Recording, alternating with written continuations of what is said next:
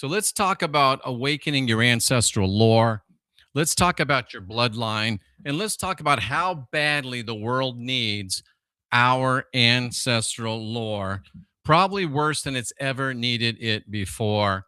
Let's go ahead and jump into this. If you haven't liked yet, what the hell's wrong? If you don't like it, put the thumbs down. Just do something, baby. Just do something. So let's talk about this lore. Are you ready? This comes from an article entitled The World Needs Your Ancestral Lore. Marnie sent it to me.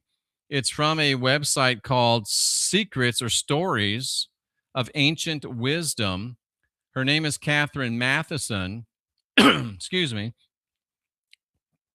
Nicotine still gives me a little cough every now and again when I first put it in. The ancestors, we will call on them when the fire is dead, and the only path left leads into the blizzard. I'm going to change your world tonight. I'm going to give you, let me back that up.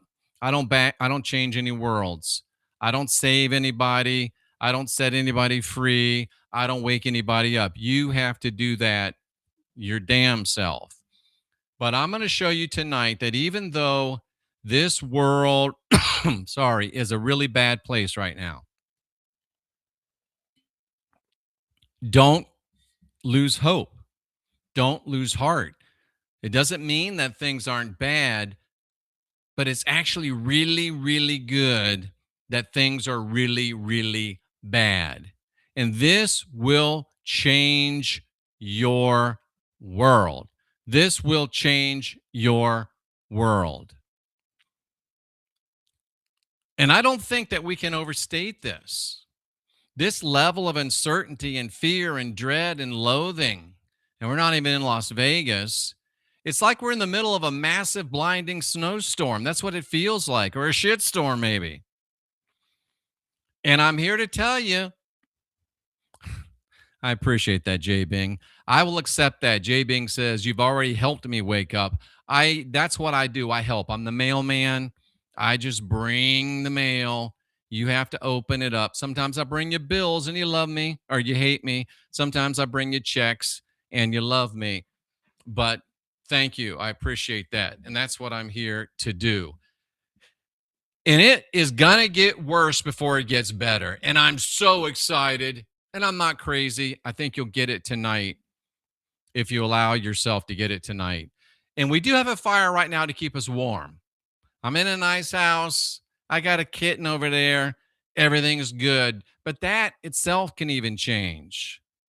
We're beginning to understand that we might run out of firewood before this storm ends. And then the truth will dawn, and you'll realize that the only way through it is through it. You can't go around it. You can't go over it. You can't tunnel under it. You just got to go through it.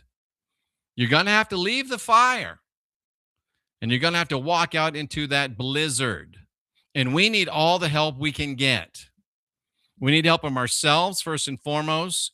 We need help from our ancestors. We need help from our gods, our goddesses, and we need help from our kin as well. This is why I get in trouble sometimes on Goyim.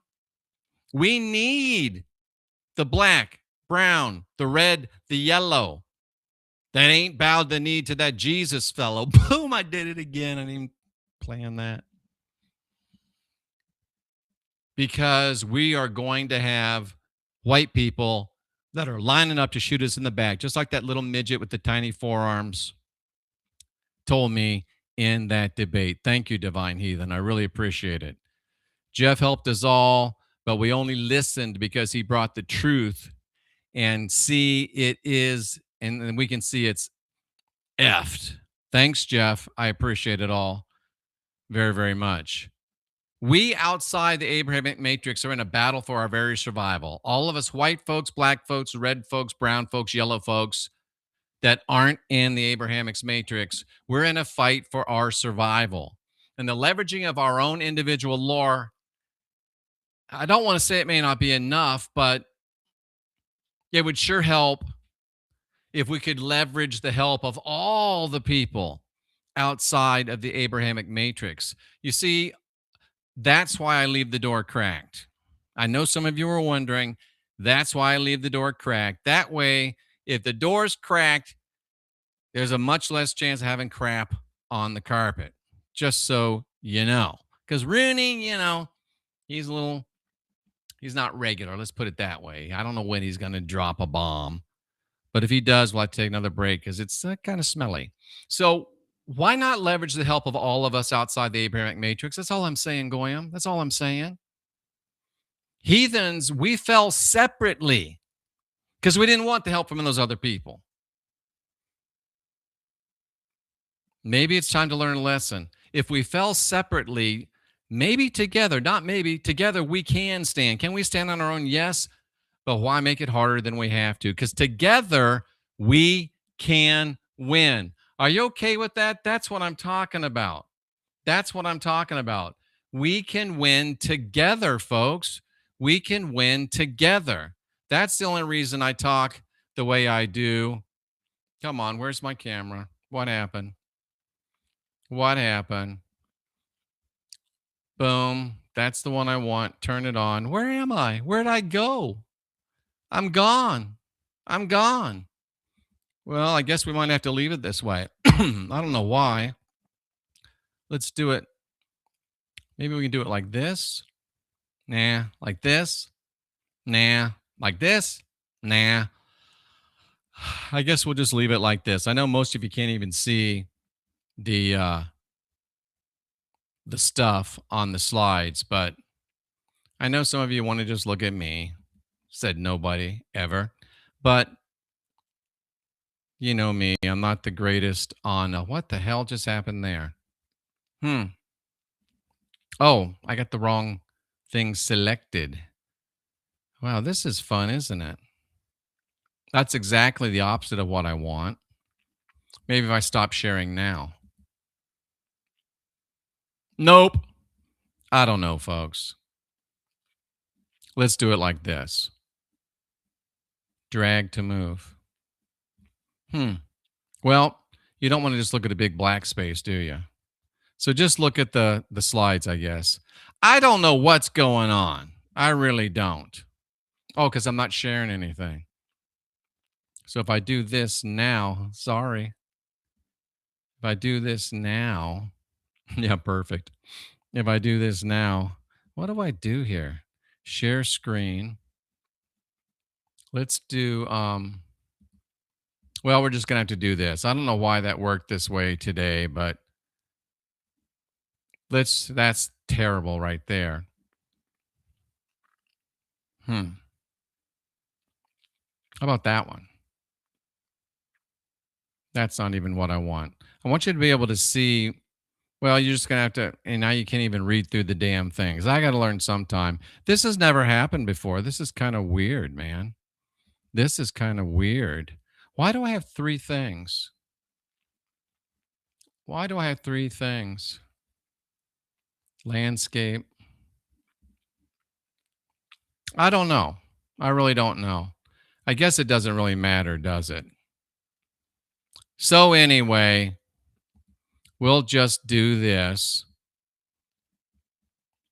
Stop sharing. Let me try one more time. Nope.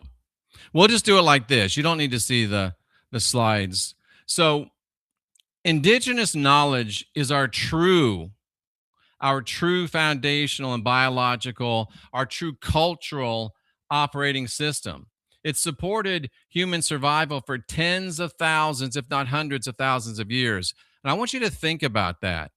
I want you to think about that because at best, the fear and guilt, blood magic, Judeo-Christian mind control matrix has only been around for at the most 2,000 years, right? Even they admit that it's only been around 2,000 years. So we have been around like 50,000 years. So we've been around much longer than they've been around.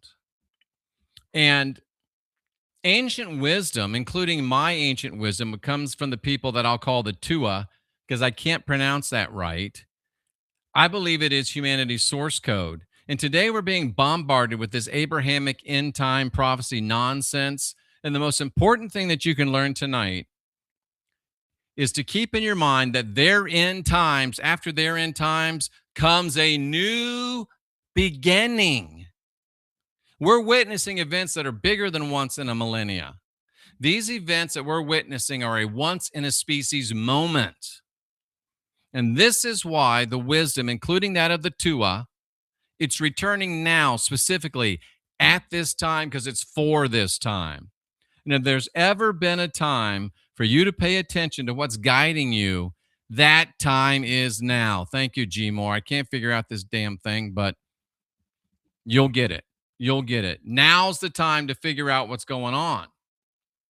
Now, what you call your instinct, your intuition, your inner voice, if you've been listening to me for a while, you call it your blink. This is how your ancestors reach out to you. This is how they tell you to keep going. This is how they tell you to keep pressing forward, even if it means leaving the warmth of your fire to follow that single path into the damn blizzard. Move, they're telling us, not because you can see the destination, but because you are the fire. You are the fire. We are bad. We are powerful. We can do this. And we're still here after 2,000 years of murder, psychopathy from the Judeo-Christian fear and guilt, blood magic, mind control matrix. We're still here. And across every era, great heathen survivors have left a trail that points to the creation of the universal human belief that the world is alive with spirits. We came here, says Tanhawk, with the 12-dimensional wisdom and all of its ancient ancient indifference, which is now being activated and remembered right now. And our ability to see the world as a web of ongoing connections, that's really our true relational intelligence. That's the foundations of what is our ways. I talk of the ways of the Tua. You should get in touch, in my opinion, with your ancestral knowledge. Tribal animism, which is a worldview that's found in many non-white cultures, they have held on to longer than we've held on to the fact that objects, places, ancestors, and even living beings possess spirit. They possess consciousness. They possess spiritual essence. And at its core, Aminism says the world is alive. We've forgotten that. But the world is alive. Paganism reminds us of the deities of the sky and of the earth, pathways that helped us. We've been through it before. It helped us turn the trauma of near extinction in the past into this drive to move forward from survival to resilience. And next comes optimization, baby. Next comes optimization. And as Marnie correctly points out, our ancestors were animists as well. And for at least the last 300 years, there's rituals, there's beliefs that have evolved into these practices that we now hold dear. Me, Irish, German heathenry, animism, and paganism. And if we can begin to feel this old knowledge, we can begin to understand the strength that we have, the roots that we have, which are far, far older and far, far stronger than the Abrahamics. I know that the world is kind of rough right now. I know that the world is kind of tough right now. And some of you that you're thinking about going to Jesus because it's been beat into your heads and your grandmama's heads and her grandmama and her grandmama and her grandmama and her grandma for 2,000 years. I'm here tonight to open your mind to the idea that there's another way. There's another way. and you've got more than one choice. It's like that Republican Democrat thing. It's not Jesus, it's not turn or burn. It's not heaven or hell. You see, our heathen worldview, it's much more than just a religion. It's actual biological and cultural operating systems. And it's helped our people survive for at least 50,000 years. And by comparison, you might want to understand that the Abrahamics, the Christians, they're having trouble getting past 2,000 years. They're a sinking ship. And if you're feeling bad tonight, if you're feeling scared tonight, if you're feeling anxious tonight, if you're feeling like, I just don't know if I can make it, I want you to understand that it's a season, it's a cycle. The seed will lie dormant in the winter. But as sure as winter is real and what you're going through right now, it's real. I know the gas prices are up. I know you can't get a good job. I know you got too much month at the end of the money many times. But as sure as winter is real, guess what? Spring will follow winter. And the seeds you're planting now, don't quit farming and don't farm your spirituality out to somebody else that got new seeds. Our seeds are proven. As surely as winter is real right now, there will be a spring and it will grow from what you're planting now. And in heathen beliefs, whether you're like me of the Tua or whoever your gods and goddesses are, knowledge is your seed. Chaos, ignorance, destruction, that's the winter. And that is the Abrahamic matrix. It's a matrix of chaos, ignorance, and destruction. You will reap what you sow. You know, that's always taken as bad, but it works both ways. If you plant now, if you grow now, you will reap it in the spring. You ain't usually going to get a harvest in the winter. I do, but I've been in this a minute. And even if this cycle closes with a world-altering event, whether it's the pole shift, whether it's Nibiru, whether they successfully pull off their Armageddon end time false flag, I'm telling you, their end will be a new beginning for us if we plant the seeds now. If we plant the seeds now. If you start planting your seeds in a religion and in a faith system that's not of your people, you're going to reap what you sow. So what about this cycle that we're inhabiting right now? This guy named Neil House, a great author. Thank you, G. Moore. Do the research. I got probably 24 hours into this deprogram. They will remember what they've done, divine heathen. They will remember what they've done, and they won't get off easy. I don't think this is the law of attraction. I think that's a new age spin on old age truth. So, and I've studied this. I think this guy's right. We're now in the winter phase of about 100-year cycle that goes back for centuries and centuries and centuries.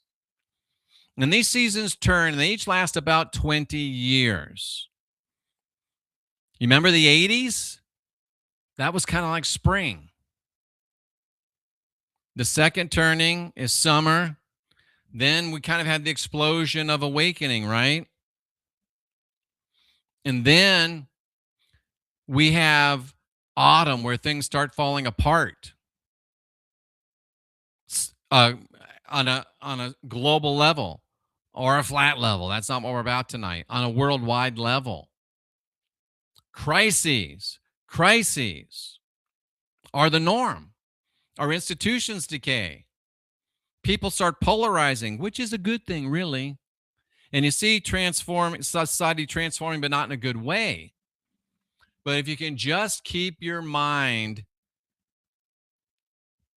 and I don't want to say this as a know-it-all, but if you can just get your mind to the place where my mind is, I see the same hell on earth that you do, but it excites me because I know this is the winter cycle. Dude, it's coming to an end. And we can't have a new beginning till we have an end of this. There's no fixing this system that we're in. There's never been a fixing. Even if you're a MAGA person, he can't fix it. And when you begin to realize that you need the chaos of winter, because that clears the ground so a new spring phase can emerge. It's got to fall apart because it's broken and it can't be fixed. There's no denying that it's challenging, but it doesn't have to be. And I keep pointing to myself, man.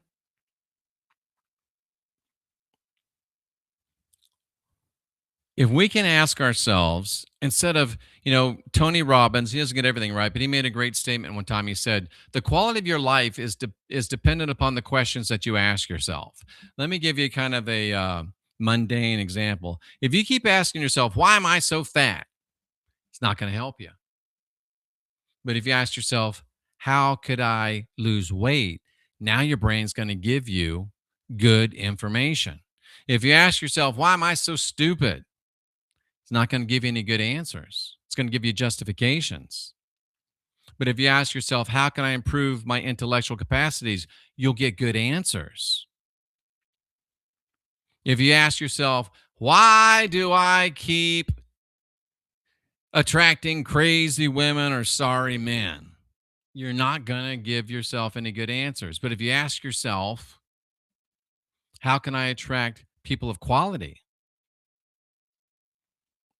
And if you can get yourself to realize, what can I do to navigate this world changing cycle? You will hear advice from your ancestors. You will hear advice from your gods. You will hear advice from your goddesses. It'll be like you're standing in a stone circle again with the very energy of Merlin speaking to you.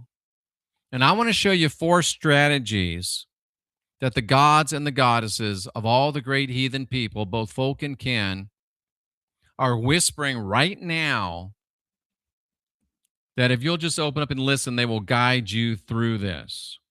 Number 1, you've got to reject these nonsensical end of world judgments. You've got to reject this chronos orientation that time is linear or that it's a straight line. You have to understand we live in a 3D world, a multidimensional reality. And at its base, it's love, it's joy, it's peace. It is. Expand the nature of your questions. Use different words than you normally would, says Marnie, and she's down this path. And these, just hold on till Jesus comes. It's been 2,000 years. He must have erectile dysfunction because he hadn't come in 2,000 years. And Dagger just hit a home run here. You can never attract somebody. Let me rephrase that. You always attract people at your same level of dysfunction. So if you keep attracting bad people, you are a wreck. I did the same damn thing. Thank you, G. Moore. I had to wake up one day and realize, I asked myself, I was sitting there and I asked myself, why do I keep attracting all these crazy women? And instantly I got the answer, and it doesn't come in words. It's just a knowing. That's how real spirit operates. And I realized there was only one common denomination, one common factor in all of my bad relationships. Me. It's not the women you're attracting. It's not the men you're attracting. It's you. Birds of a feather Here comes a bad word, fuck together. And that's the problem. And these end of world judgments, this apocalypse scenario, that's why they're all talking about it all the time. They're hiding these divine blueprints from your gods and goddesses. They're hiding these things and stoking you to be afraid. They want you to be paralyzed, not do anything, just hold on until Jesus comes. He ain't coming. They hide the truth of these cycles. They hide of what's waiting to be renewed when this sorry ass, broke, busted, disgusted, chopped existence ends. Instead of seeing signs of the end, shift your gaze just a little bit, just a little bit. See the events, see the scariness, see the destruction. It's just winter. See it as a recurring pattern of greed and aggression and deceit being exposed, and never, ever, ever has it been more exposed within our collective memory. And I'm a Florida boy, you know that, born and raised in Florida. And this beautiful woman, she offered to move to Florida, but all her kids were here. And I'm like, mine are spread out across the country. And at the time, Kansas was in the middle. I got here, I did not like winter. Hated winter. It can't get too hot for me. I'm a summer boy. I'm an old ass summer man, 63 years old on May 23rd. But now I love winter. I took up cold plunging. I was in Tahoe, did the same thing, took up skiing. You've got to understand. You've got to change your perspective. You don't got to. Oh, they processed I had some money in that sauna company I was working for, and they sent it back, baby. I like it. Now the baby can get some new shoes. Just kidding. But instead of seeing the end, see the beginning beyond the end. Because I'm telling you, it's coming. It's coming. Dagger, love you. Thanks for that. And even if you can't see it now, it's going to happen anyway. It's going to happen anyway. Work with the seasons, work with nature. We're part of nature. And sooner or later, you'll be like me. You'll love winter. I see the same shit you see. I deal with the same shit you deal with. And I win every single day. My life is amazing. But I've been doing this since I was 18 years old. Do the math. 63 minus 18, that's a lot of damn years. 63 ain't old if you're a tree. And I'm a tree, baby. I'm a tree. And when you know the end of the story, you don't get lost in the details, do you? What would Merlin tell you? What would Odin tell you? What would your gods and goddesses tell you? Well, they tell you to reject these Abrahamic end of world judgments. And even if the pole shift does happen, and it probably will, even if the Nibiru happens, and it probably will. Thank you, G. Moore. He says, I thought we were closed 10 years ago, but this actually feels better.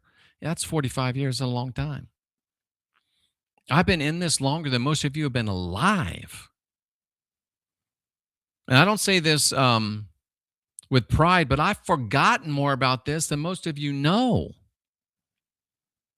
When you put in the time, then it becomes real in your life. And right now, when you're still locked into this Abrahamic matrix, that's why I put Abraham IX instead of Abraham S, because it is a matrix. I want to remind you, it's a matrix. It's designed to keep you in fear. Because when you're in fear, you react. As the events multiply, you begin to live in reaction. You're in fear, you're in paralysis, it overwhelms you. This is what living at cause is. Most of you that are listening to me, your life is driven by the events that happen to you. Your life is driven by really your perception of the events that happen to you. My life isn't. The same exact events that are happening to you are happening to me, but I don't live in cause. I live in effect. It doesn't matter how bad it gets, I will still be on top. And even if you don't get to that place, you can get to the place that is, you know what? Even if it's winter, I know spring is coming. When you realize that you are the effect, when you realize that you are the effect, you met me at Brushy Mountain. Oh my gosh, that was a great deal. I got so sick. I was fasting for 11 days. We go into this, it was with Rex Bear. We go into this prison. Those spirits whipped my ass. Learned a lesson that night. Man, that's fantastic. It's so great to see you again. When you realize that you're the effect and you're above cause, it'll change your damn life. Stop reacting and start focusing on intentions. Intentions. Make a list of how you want to live in these times. It's just like the lady with the prizes. You know that everything that Christianity brings to us is an inversion. So name it and claim it. There's some good truth there. Make your intentions constructive. Make your questions constructive. And the fact that you're still here. Lots of people aren't, but you're still here. You've made it this far. You've come through the hardest part. Stop reacting.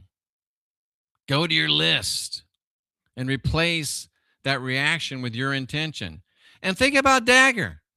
Dude, Dagger has been through it.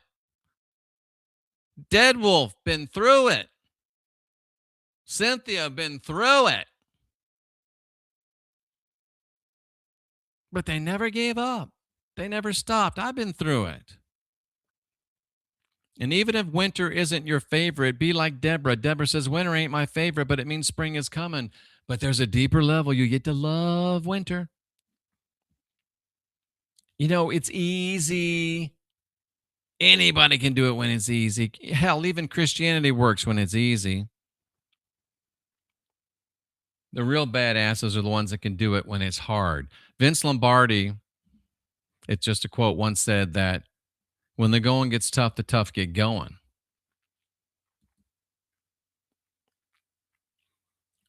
You are a sovereign soul, and you manifest that divinity, that sovereignty. You walk in freedom when you hold these intentions and realize that every step you take is on sacred ground, no matter where you are. You stay connected with your inspiration, and that counteracts the toxicity and fear. That's why I don't feel it.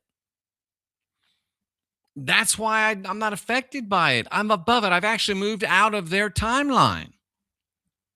And you can get to a place where it doesn't matter what the world throws at you, you got peace wherever you go.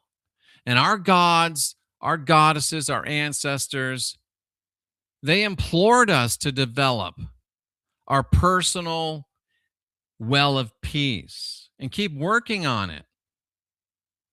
The world is a shitstorm. It's a hurricane. But I remember flying in a C-130 and we flew over the hurricane. And in the middle, it was calm. But Jeff, I'm in the middle of the storm. Thank the God you're in the middle of the storm. It's nice there. Don't be afraid to go through the wind and the rain. Thank you, Sarah Lena. Great to see you again. I'll never forget that table at that conference. Where the hell were we? Where were we? We're in Florida. We're sitting around the table with all these people talking about what's going wrong. And there's Sarah Lena. She says, it's because of the Jews. Of course, she was right. And there's this Jewish girl sitting there. I thought it was going to blow up. I just sat back and was just loving it. Appreciate you, Sarah Lena. That was some good times. That was some good times. But guess what? It ain't all about you. You need to be a threshold for other people. You need to be a memory holder for others. You need to be a knowledge keeper for others. And guess what? When you get good at this, and again, I hate to use me as an example. It's not that I just learned a lot by making a lot of mistakes. You could have seeds. Hey, brah, let me give you some seed. She is dear. I forget her name, but Courtney, was that her name? Courtney? Really sweet lady. I had her on the show. You can be the one that helps your brother, but don't just help everybody. Don't just help everybody. Help the ones that deserve it. Part of our purpose is to leave the clues and to lead people to the doorways, which our people have crossed from fear into peace. Rooney, be good. Into frequency. That's good frequency. Just let go of the fear and spend your time on planting seeds. And you can become a threshold for others by having these seeds of knowing. In whatever field of expertise you hold in this lifetime, hold them close and be ready to replant and help others replant when the cycle ends, and ends it will. Because this ending is going to lead to our new beginning. Their end leads to our beginning. And it's all happened before, many times. Our ancestors have seen it over and over. They created, they worked, and they came up with a practice that leads to survival. And I believe together over the last 12, almost 13 years, we've come to a practice that leads to thrival. We ain't just trying to hold on, baby. We're optimizing. We will not just survive, we will thrive if we do the little things that we need to do. These world-changing events, it's, oh boy, here we go again. It's just another cycle. The end isn't always pretty. But when we continue to remember and put into practice, and I'm telling you, cold plunging brings a lot of it back, we can see the beauty. We can see the peace. And we have the power to carry us through this winter, even if it lasts a little longer than we like, because we know spring is coming, baby.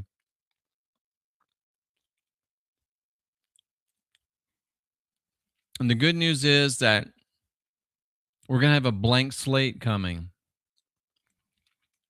And I know this is all kind of woo-woo, but let me give you some facts. Let me drop off the chat for a minute here. Let me drop off the chat so you can see this, because this is really important.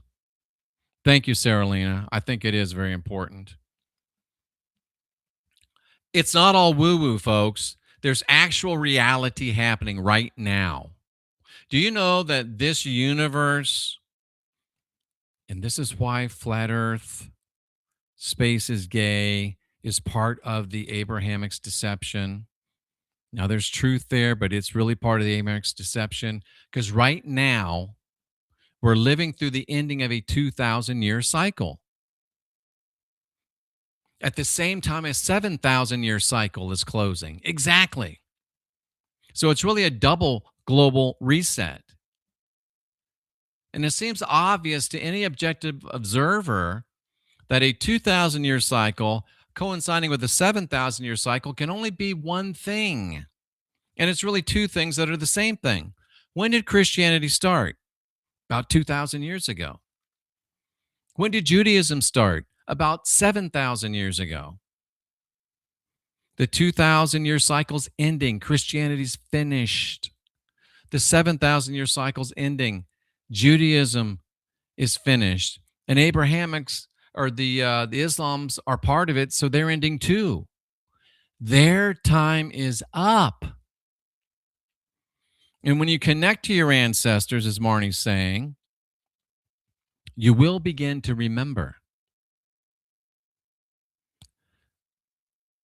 Their time is up. The Christians' time is up. The Jews' time is up. The Muslims' time is up. The Abrahamics' time is up. And ours is coming again. Again. Jesus can't even come once. We're having multiple comings. Right now, we are at a astronomical phase that's called the ignition point and the superstellium. Wait till you hear this. Reset number 1 is structural, and this is huge. Right now, well, just a couple months ago, but we're still in the middle of it. Started a couple months ago. Saturn and Neptune are in conjunction at 0 degrees of Aries. I should have played that. I think I got this a Bonacci thing coming up. I don't love everything about Bonacci, but he's right about a lot of stuff. On February 20 of 2026, it was an ignition point. It was a cosmic milestone. It was a massive and magical, with a K, turning point for humanity, leading us all to another chance to return to divinity, sovereignty, and freedom. That's why I messed with the Christians for so long, because I was trying to get them. It has nothing to do with the Satanists. See, Noble, I love you. That's that we get lost in that Abrahamics. It's really not the Satanist, and except in the strict term of Satan meaning adversary. It's about all the adversaries of divinity, sovereignty, and freedom. And this is a new chance. But I'm tired of the Christians anymore. I had to tell Ben Balderson, no, I don't want to go on the show because it was debate. I don't debates anymore. They don't care. They don't want to learn. It's a waste of my time. So reset number 1 is about structure. It's literally physically happening in our universe. We'll touch on a little bit more. Reset number 2 is a reset of sovereignty. A superstellium, which is this astrological and astronomical phenomenon where several planets are clustering in one part of the zodiac. I might get a hold of Heidi and see if she knows what's going on. Maybe she'll come on. The Sun, Mercury, Mars, Saturn, Neptune, and Chiron. 1, 2, 3, 4, 5, 6. 6 is the number. Yes, see, Noble, exactly right. All world religions is the number of man. It's all lining up in Aries, which is the water bringer. It's a double reset, because reset number 1 and reset number 2 are happening at the same time. So humanity is actually experiencing a double reset. It feels double bad. That's because it's going to be double good here in just a minute. Saturn and Neptune, the last time they were at 0 degrees in Aries was 7,000 years ago. The superstellium last time was 2,000 years ago. Humanity last experienced a double reset like this 11,000 years ago. 11 is probably the most powerful number.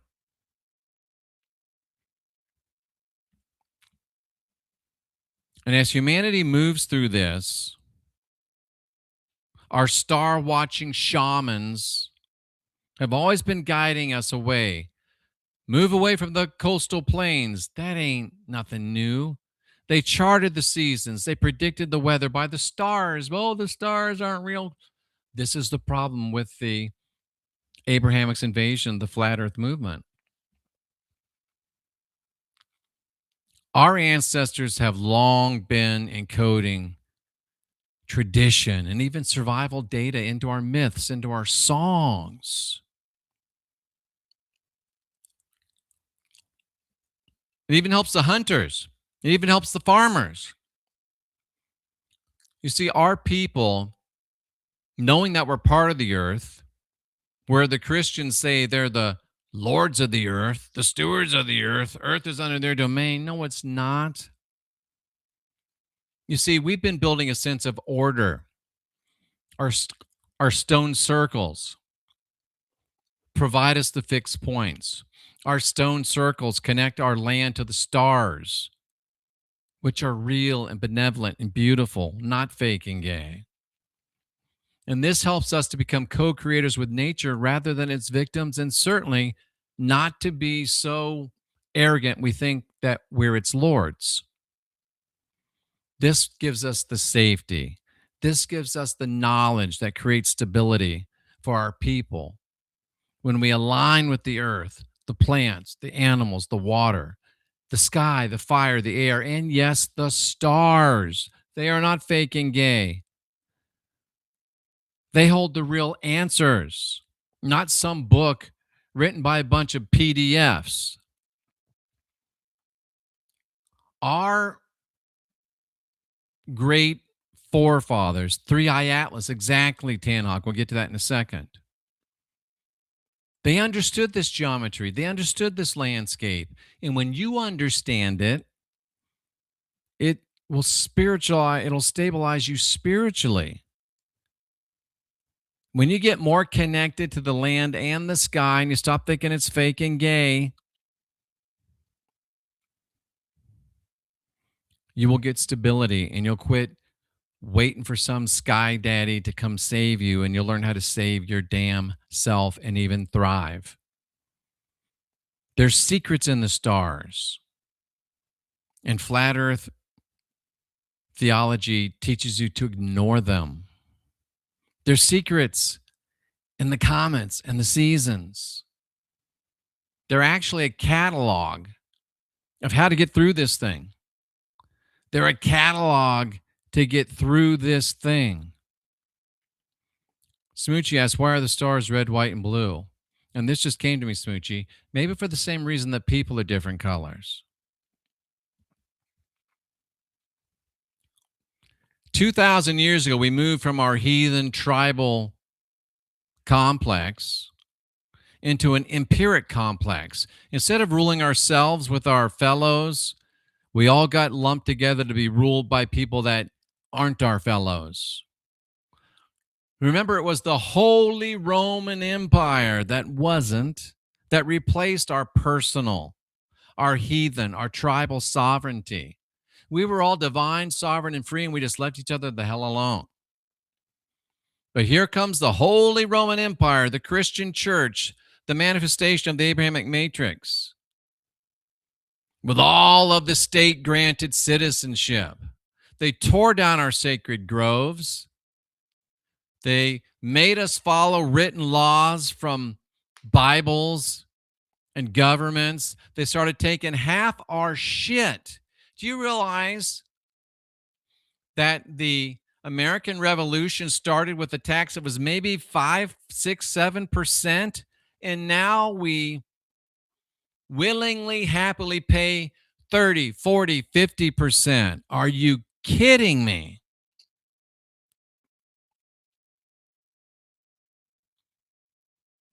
Our spiritual ancestors said no thank you, and they maintained the intellectual and spiritual resistance. Do you think it'd be easier for me today if I was still Christian? I would be Joe Rogan level if I was still Christian. And I was almost there. I was in discussions to go on his show, so don't tell me I'm crazy. I wouldn't be working if I was still Christian.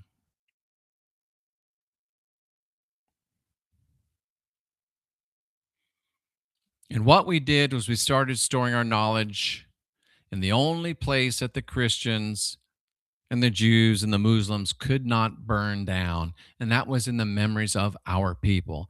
This is why it's so important to recognize your people, your ancestors. Why do you think the lions don't hang out with the tigers, don't hang out with the bears, don't hang out with the antelopes, don't hang out with the otters? Because they've got highly trained instincts. and they move as one with their people and they stay safe. Our most sacred knowledge, I am a good kind of crazy. Our sacred knowledge is in our folklore. Your ancestral lore, awaken it. Your bloodline, awaken it. The world needs you more than ever before.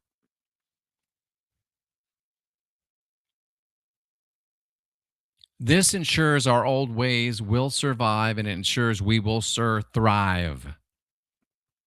This seed is in the collective heathen unconscious. That's why I branch out beyond just white people. Because black, brown, red, yellow, they also have some beautiful traditions that's part of the collective heathen unconscious.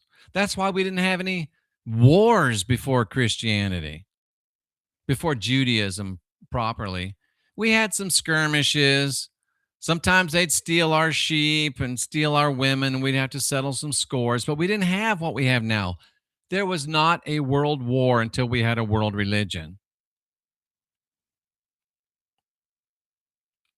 And we didn't have a loss of sovereignty until we had Christianity. This is known as the Great Hiding. There's a reason why we didn't write things down, because when we wrote it down, they stole it, they perverted it, and then they burned it.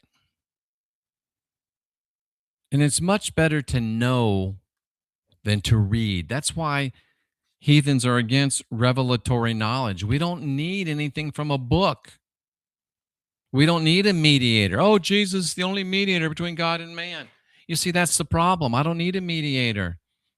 I'm divine, sovereign, and free. And my gods and goddesses and my ancestors, they talk to me. So we're going to get this blank slate. And as Marnie said, most times each side would choose one warrior to fight. And it wasn't this massive bloodshed, but of course, they need some sacrifice. The 2,000-year cycle ending, 7,000-year cycle ending, the Abrahamic cycle, we could call it, it's ending.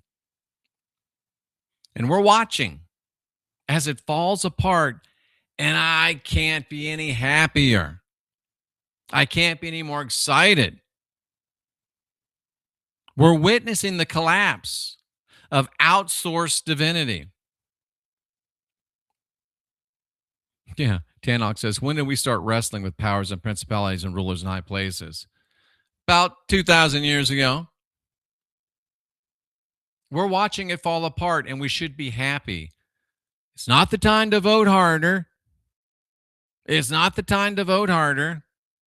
It's time to just stop engaging in it. It's time to opt out. And guess what? We're witnessing the collapse of the savior mentality that was created to control your personal divinity, sovereignty, and freedom. And this is big. And if you're still with me, then you are up for this. You got this. You're not going to just survive, you're going to thrive. And one thing you've noticed, the way of the ancients is focused on helping people. And the way of these new Abrahamics is saving people that don't need saving. You got to create original sin to force them to come to a savior so you can save them from the sin you gave them. It's nonsense. What we've always done since we got here, who knows when? Yeah, when your enemy is about to destroy himself, you just sit back and watch. We ought to be cheering them on, as Carmen says. Our great shaman, our great astronomers of old, showed us how to use our magic. There should be a K on that, sorry. Showed us how to use our power to provide safety, to preserve our knowledge, and to create stability for our communities, connecting with the earth, the plants, the animals, the water, the sky, the fire, the air, and the stars. I'm not that smart. I'm not exceptional. And I'm living it right now. When we work with these, when we manifest these, all things become possible. And this is the time. We live in exciting times. This is the time for things to start coming forward. Not just bad stuff, not just hard stuff. The deep magical stuff is coming forward too. That's why we're talking about this tonight. And here's 3 ways for you to recognize this. Reclaim your personal sovereignty. Turn away from these unreliable and fragile institutions. Catherine was very nice. Turn away from these psychopathic PDF blood sacrifice monstrosities. And remember, you don't have original sin. You've got the spark of divinity within. You don't need anybody to grant you Christ connection, Christ consciousness. It's yours. Because the word Christ means anointed. It means in the flow. It means chosen to do the works of the divine. And you are. And while they're wrecking everything, we need to build circles. As their empires, their hierarchies, their religions collapse around their feet. And the sad part is all of these whites, that's what I'm mostly concerned with. I'm white. They'll realize they've messed up, but then it'll be too late. They have to reap what they've sown. Same with the browns, blacks, reds, yellows.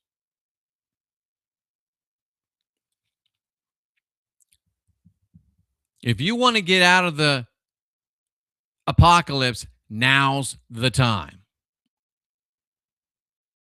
But we're building a circle. And I'm doing my best to build a circle that every non-Abrahamic can be a part of so we can join together to defeat the Abrahamic matrix. And then we reconnect with our land. We reconnect with our own people. Even Muhammad Ali knew, I want to be people that look like me, people that act like me, people that like to eat the same stuff I like to eat, like to do the same kind of things I like to do. I want my grandchildren to look like me. That's just called human. And we need to remember how to live with the land, just not on the land. And I'm convinced we need to learn to live with all the peoples of the earth. Not together, but each one sovereign and free in their own land. We'll have barbecues. We'll have square dances. We'll have garage sales. We'll connect with people, but not become, what's that? The Vesca Pisces. You can have connection, but you don't want to have where you overlap because it doesn't work. And we've proven it doesn't work. We need a world of divine, sovereign, free people all living in their own land. And here's another reason why I'm not just white only. There's many streams of ancient wisdom that are rising. My connection is with the Irish-German wisdom. I'm 95% Irish, 5% German. Yours, if you're not white, is another stream. And what I'm talking about tonight is all things indigenous, all things pagan, all things shamanistic, all things authentic, all things magical, all things ancestral, everything connected to the sacredness of the land, to the elements, to its creatures, and to the human spirit, regardless of where they come from. The flow of the ways of the gods runs through them, and they're all rising. Your inner people, your God, your goddesses are calling. And if you're black, don't go looking for a white God. If you're red, don't go looking for a black God. If you're yellow, don't go looking for a brown God. If you're brown, don't go looking for a white God. And for the love of your people, if you're white, don't go looking for a Jewish God. Whatever their names are. These ancient quantum field magical energies are calling every single one of us that refuses to bow the knee to the Abrahamics matrix. Here we get to Tanhawk. We got two real, verifiable signals. And this is why the fake and gay flat earth theology is Abrahamic and it's dangerous and it's trying to keep us from thriving. There's two signals from the Tua, the shining ones. There's a constellation and there's a comet. Comet that are signaling the return of the Tua and your gods too. Because our job is to come in as the Tua, defeat domineering religion, and allow people to return to worshiping according to their own conscience. There's two things that are in the stars. One's called the swan's call. The other one's called the harp's tuning. The swan's call, it doesn't matter where you stand on this globe or on this flat earth if you're still not convinced. The Cygnus constellation appears right now as a swan flying across a great rift within the galactic river of the Milky Way.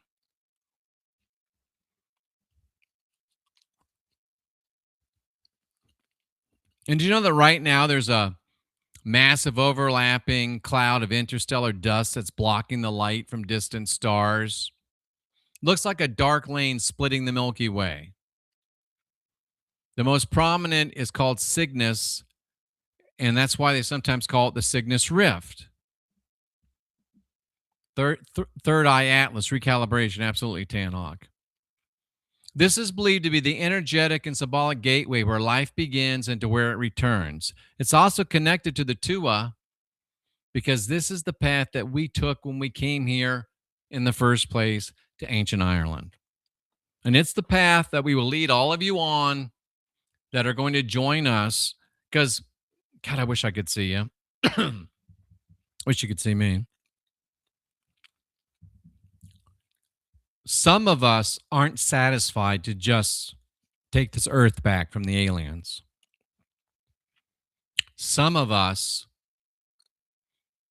are planning, once we help Earth regain its sovereignty, we're going to chase these sons of bitches around perdition's moon itself until we rid them from the galaxy and they can never, ever do this again to anybody. So yes, our people are coming back to set the earth free. And if you want to go with us and chase these filthy, psychotic aliens out of our galaxy, this is the path that we'll take when we leave. This is Cygnus. Tell me that don't look like a swan. It looks just like a swan. And if you look at this pattern over here, is this one forced, Smoochie? Does that look like a symbol that you might recognize, but that we're not allowed to talk about? Just take a minute. Thank you, Saralina. It really is, isn't it? This is as good work as I've ever done. The swan kind of looks like something else. That was all about defeating the Abrahamic matrix. Kind of, sort of, in a way. And I just noticed this. This is interesting. Yeah, I'll leave that alone.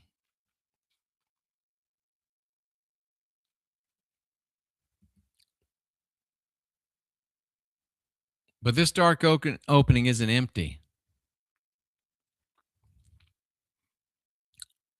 They traverse this road in the form of swans, or, Catherine's seeing it, swan-like ships. And it's the road to their home in the stars. We too didn't come from here. Some of you did, and that's fine. But in the northern hemisphere, most of the year, the Milky Way flows across the sky in a horizontal alignment. But starting in April, the Milky Way and the Cygnus Swan undergo a dramatic shift. The Milky Way moves vertical, which is up and down, and the Swan is diving beak first down a pillar of light and shadow towards the Earth's northern lands where the Tua legends are anchored.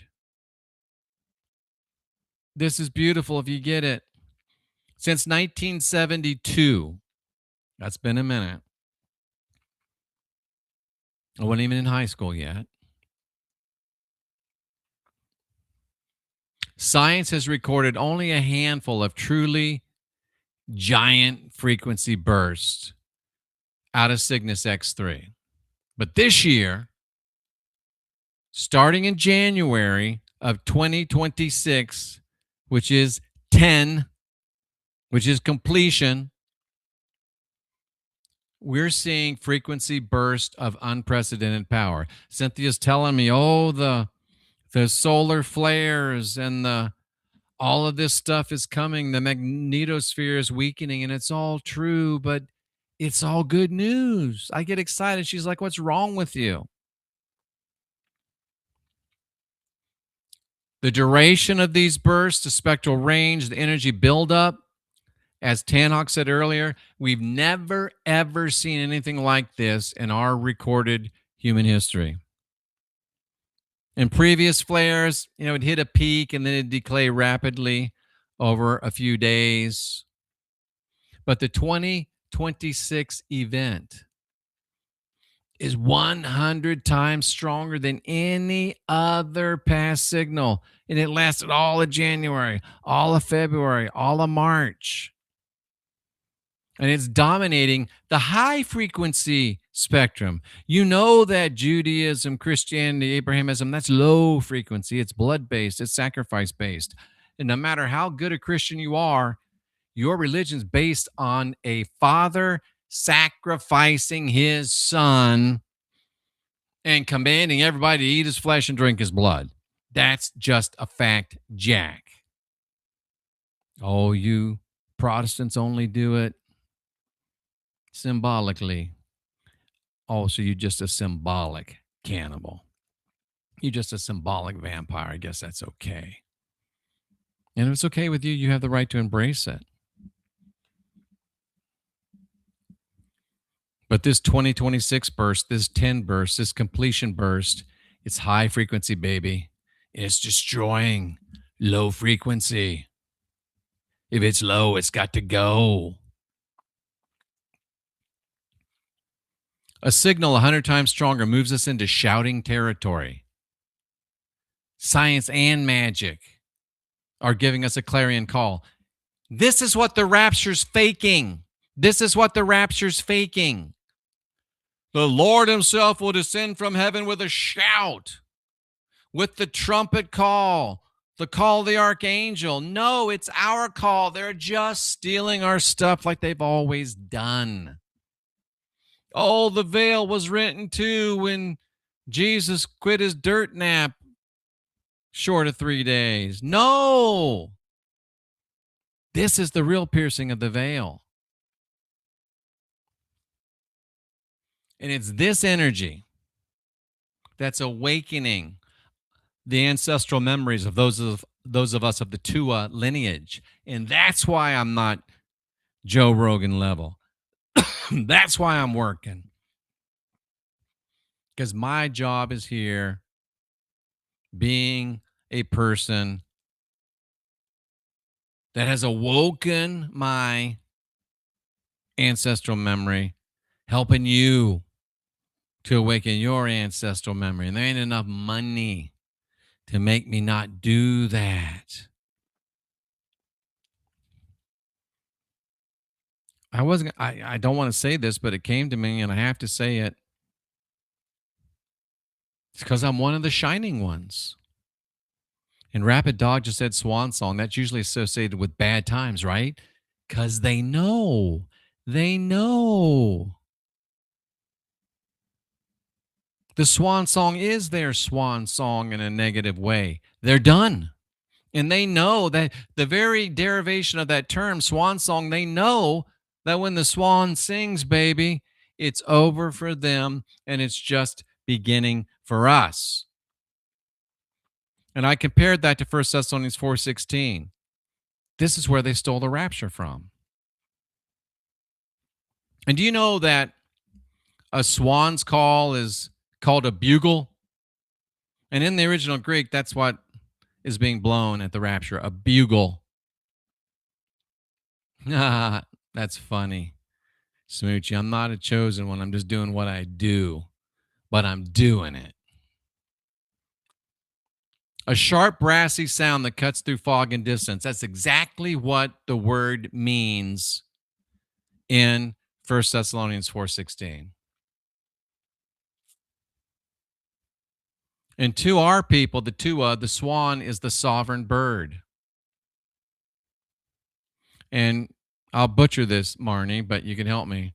The Ilgair, the multitudinous cry, is the midnight cry when Jesus comes again. No, they stole it just like they stole everything else. And this is what makes us different from them. This is what makes heathens different from Abrahamics. Our people, our swan, we only call out loudly when we're defending our territory or helping our people return to our homes. And just like in Thessalonians 4:16, exactly, it's a military call of command. If I could still share, I'd go to Thessalonians 4:16. I'd show you the trumpet call. It's a military bugle call, like Thank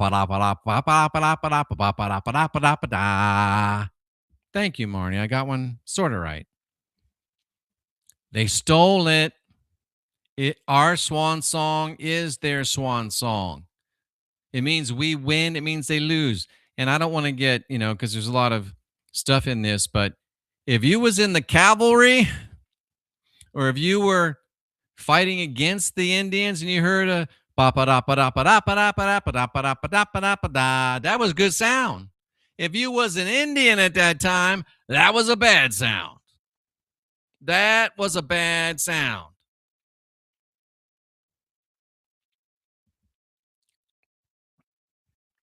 And the swan is the only bird that sings with its entire body, and its long neck acts like a resonating chamber. Reveille. Well, I was going for is the reveille and the cavalry called the same thing? I think it is. But these April flares, that's the throat of the great cosmic swan. And we're shaking the shit out of these Abrahamics, and we're shaking a lot of our people up. All people that are against the Abrahamic matrix. And do you know that our very graves, it's a call to all heathens, Carmen. Thank you. You said it better than I did. It's a call to all heathens. Sorry, Goyim, but it's a call to white heathens, black heathens, brown heathens, yellow heathens, and red heathens. And I say that kind of jokingly, even though a lot of people don't like me. That's okay. I'm used to not being liked. But I'll tell you what, sometimes I'm ready to quit, and I'm confessing too much here. It's TMI. Some mornings I get up and like, the hell with this. This is stupid. I'm going to go make me some money. I made six figures every damn year, mostly multiple six figures, till I decided to do what I'm doing now. I don't know where I was going with that. But even our graves were constructed to be resonant to this signal. This is where they get the dead in Christ will rise first, 1 Thessalonians 4:16. This is where they get it from. Yeah, it's all heathens, Carmen. But when you call it all heathens, you don't make no money.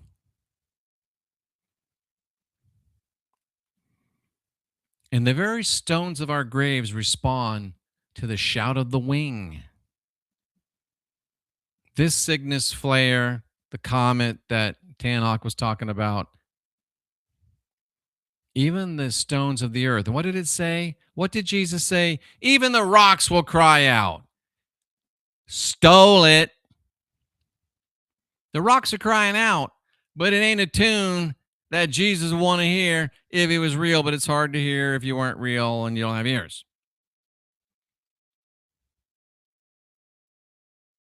The swan's call is our victory, and it's their end.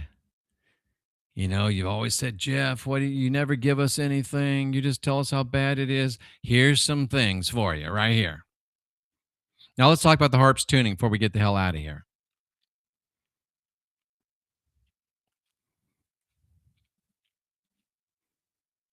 As of April 23rd, 2026, the C/2025R3 Pan stars, it was exactly between the sun and the earth.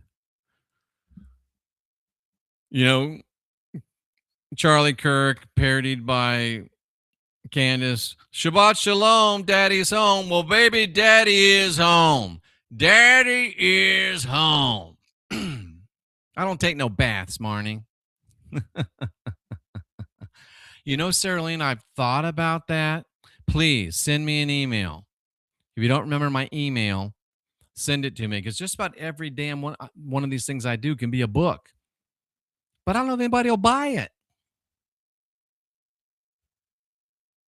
But I'm totally down for that. I've been thinking about that. You know, in sports, there's a saying, it's all over but the shouting. It's over. We've won. We've won.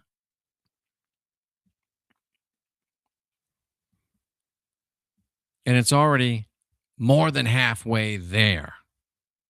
More than halfway here. Send me an email, Saralina. You remember my email? Who's your daddy, baby? We're the daddy. And we're coming here to spank some of you and pat some of you on the head. This is rare. This is symmetrical. And this comet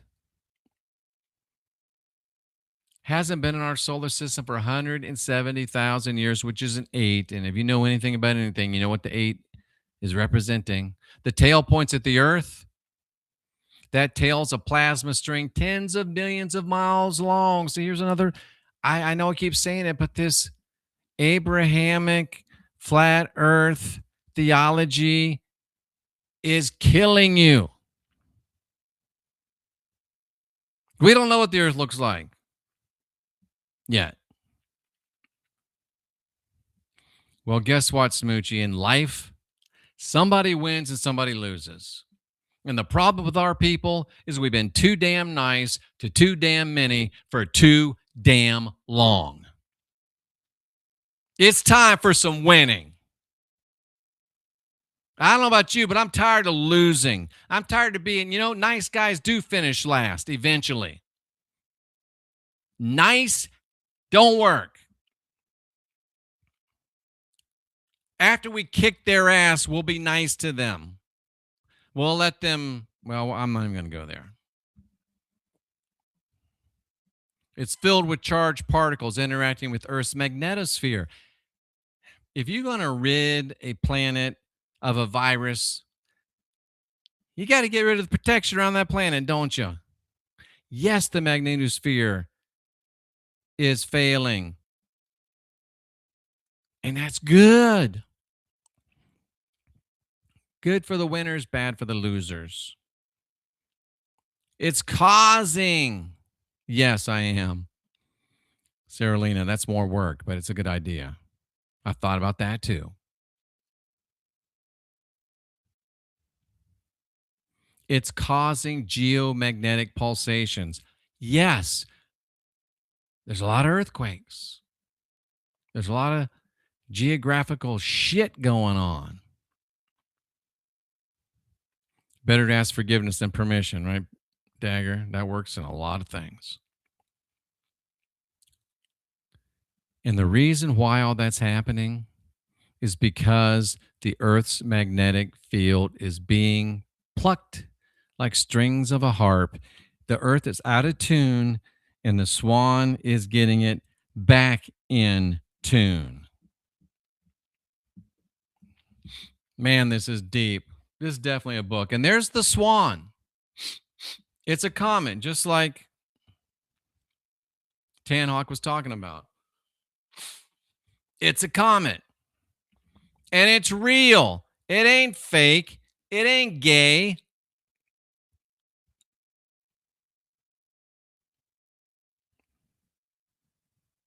And if your best argument is that it's fake and gay, I mean, come on. I'm not here to talk about that. I'm not here to talk about that.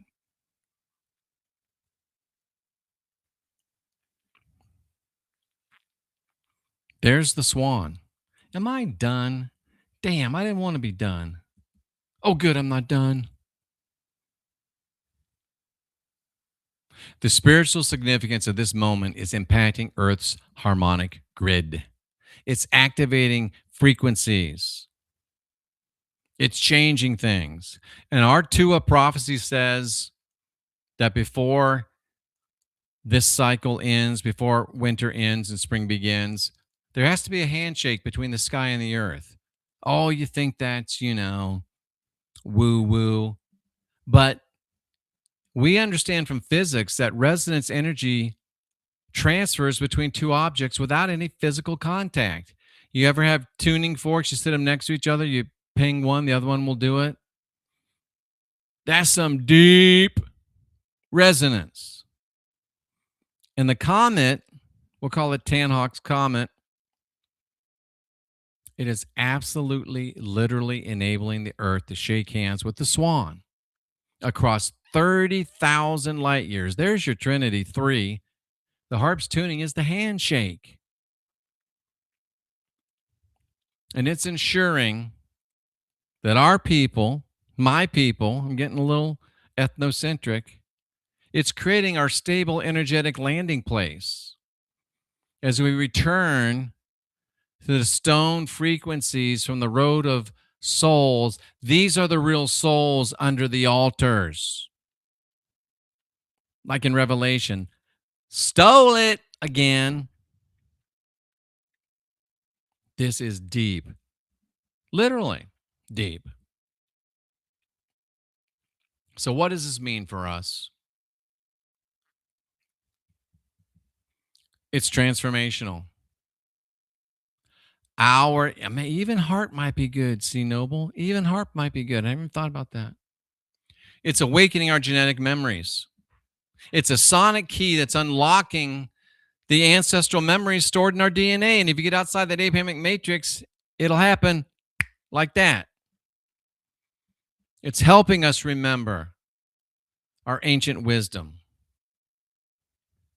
It's helping us remember the shining ones. And Jesus even pretends he's a shining one. Stole it.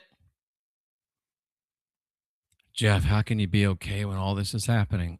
Well, because that stabilizes your nervous system. My biofield's been literally recalibrated. This is why I know it's going to be good. Cynthia sometimes gets irritated with me. I know it's going to be good, despite how bad it is. Jeff, how can you say this world's going to be better than it's ever been sooner than even we can imagine? Because I'm hearing it. And you can too. And this is how your perception gets shifted. This is how you see beyond the fear, the doom, and the gloom. Because you begin to realize the world's not just physical matter, but it's a living, breathing tapestry of light and frequency. And guess what? So are you. This is a powerful celestial vibration. If you think space is fake and gay, you'll never get it. And I can't help you anymore, probably. It really hurts me, but I'm done. I'm just done. I'm just done.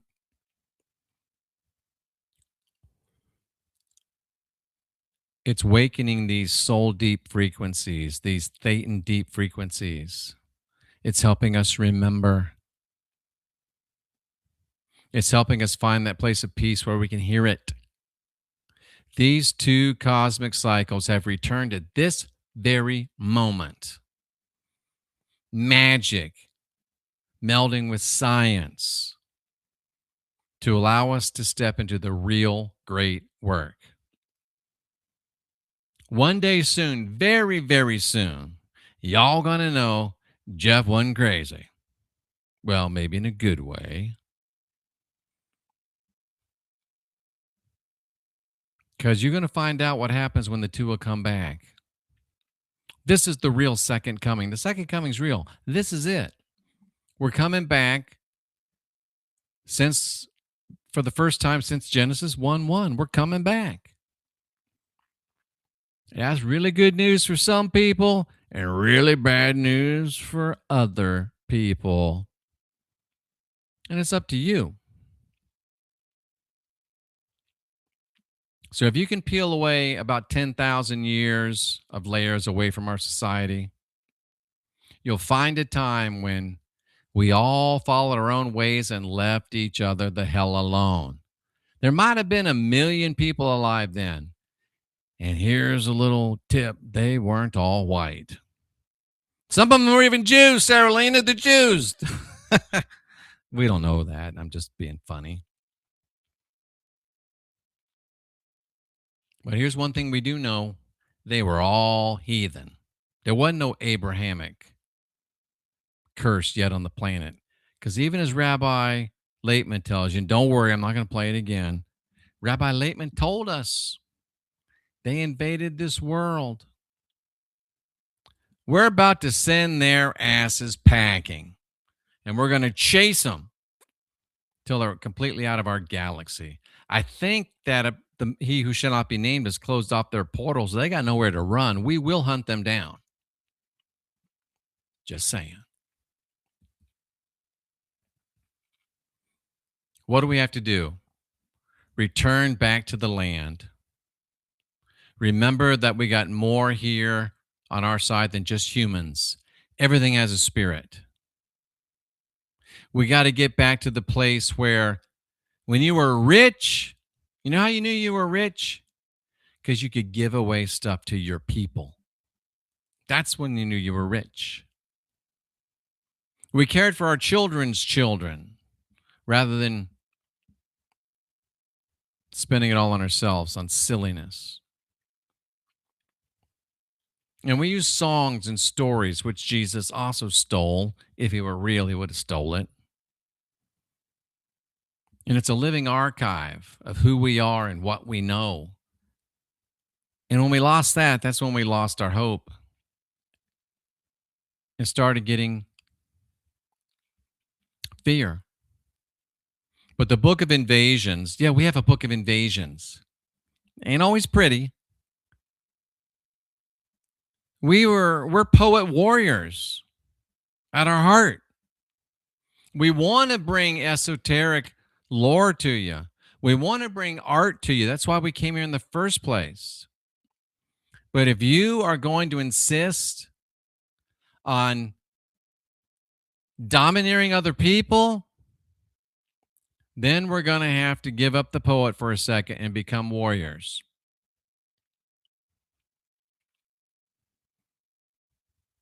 I've accepted the whisperings of my ancestors. I've started listening to them, and they're pretty smart. They've been there and done that.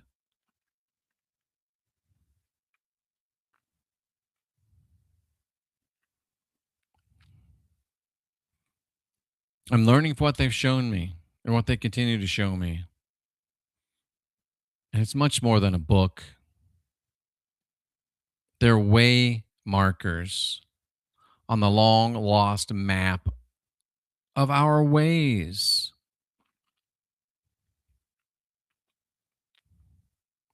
And they define the spiritual and the practical infrastructure of an ancient, divine, sovereign, and free people, my people. And unless you're an Abrahamic, you're people too. What kind of a religion says if you don't agree with us, you got to burn forever?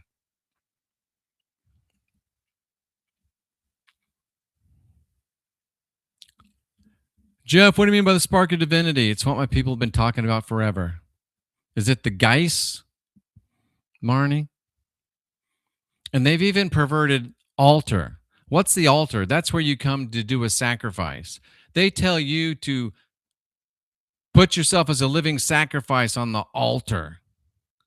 Well, the altar is the star roads. I know you flat earthers have a problem with that, but the altar is really the star roads, the other world. I'm not going to try to pronounce that one. Thank you, Saralina. That's the most important. TK, thank you. Welcome home. We got to learn to read Gesh, the Gesh, the altar, the Dinsentius. I was going to look these up. I ran out of time. We've got to learn to read the sacred laws of the land. You know, our American Indian folks can be of assistance there. And we got to get this one too. Fate fuate. I don't know. I know there's no T's. Fie fue. I don't know what it is. It's fate's threads. Kenning means knowing, understanding that it's all interlaced and interwoven. It's another reason why we need all heathens to become optimized. Because you know that the white race, this is going to make some people mad, the white race can't be at its best until the black, brown, red, yellow race are also at their best. Because it's not until they're at their best that we won't leave each other the hell alone and just let each other be.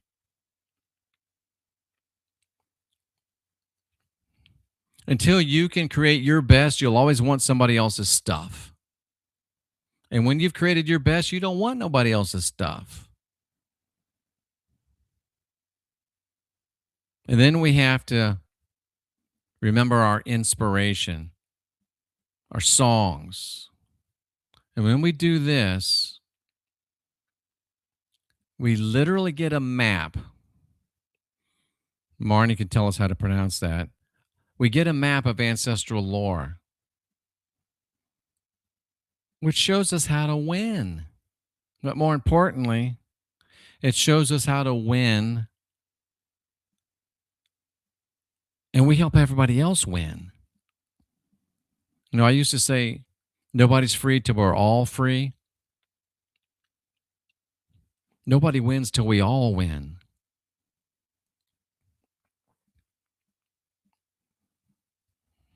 That's deep. I don't know if this landed for you yet or not. I wish I knew everything, but I don't. I'm just like you are. I'm flying without a net. But all of us are heading out into the snowstorm, leaving the fire, not really knowing where we're going to go, but somehow knowing we're going to get there. And if you want to know how to get to, I'm in Missouri. If I want to know how to get to Florida, it really helps to talk to somebody that's been there before me. In fact, you could wander a long time. Those damn Abrahamics supposedly wandered 40 years in the desert on a journey that should have taken days. They didn't know where the hell they were going. They still don't. But they've convinced you they do. Come on. Come on. Follow the map. You'll get to Florida a lot quicker. We already found the map. I've been in Kansas and Missouri, Saralina, the whole time. For the last 8 years, anyway. Florida to Missouri. When I was with you, I was in Kansas. We moved right across the state line. The Tua gave the map. We shared it with everybody. What you thought pyramids everywhere, same architecture everywhere, same technology. You thought that was a fluke? No, we did that. We shared that with you.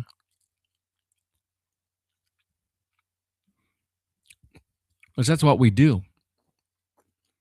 We bring our high culture, our high technology, our high spirituality. We bring it to everybody. That's the way we are. Yeah, we're too nice to too many for too long, but that's over. If you're trying to get to a place, and if you're here, you're trying to get to a place, LA, go forth. Great to see you. We know the way, but there's more than one way to get there. We can show you the destination, but you will walk your own path to get there. I mentioned this too much, but my daughter, I'll just say it. My daughter adopted two crack babies, little black girls. Do they have a way better life than they would have? Absolutely.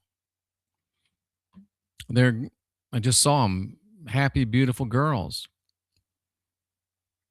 But still, there's a part of me that's sad because, as wonderful as my daughter is, she's white. And she can't help those black girls find their ultimate destination. And she's Christianing them up, which is way better than where they would be. You understand what I'm saying? But it's not optimization. Maybe they'll find their way, or maybe they'll listen to this someday and hate their grandfather. I don't know. But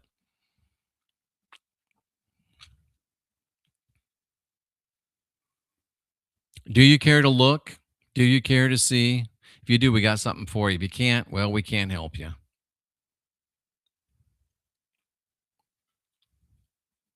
But if you start following the ways, if you start moving with the flow instead of outsourcing it, it's a whole lot easier.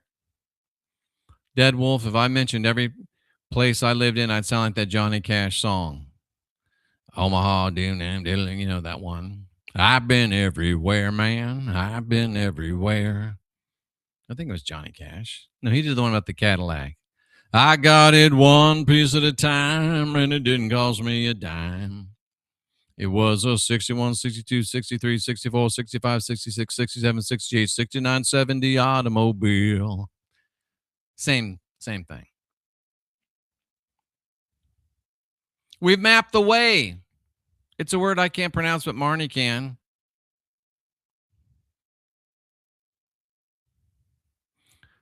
San Kunyu Ler Shalu Li Tuna Duaha De Danun. If you want to know the way, just ask us. We'll be glad to tell you. But you got to listen to your inboard spark, your own soul spark, not mine, yours. You got to read the earth memory, tune into the plants, the animals. They talk. Cynthia talks to crows all the time. They haven't started talking back yet, but they will.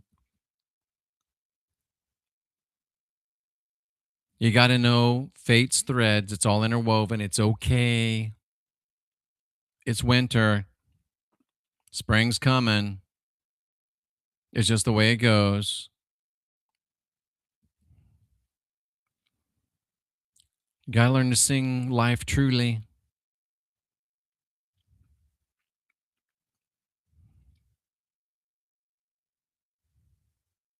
Deep cosmic truth, vital force of life. Speak it and sing it to the exact truth of the moment you face. And come to the altar, not their altar, but the real altar. The way of beyond. The stars. Get out of that Abrahamic matrix. It's celestial. It's multidimensional. That's the way home.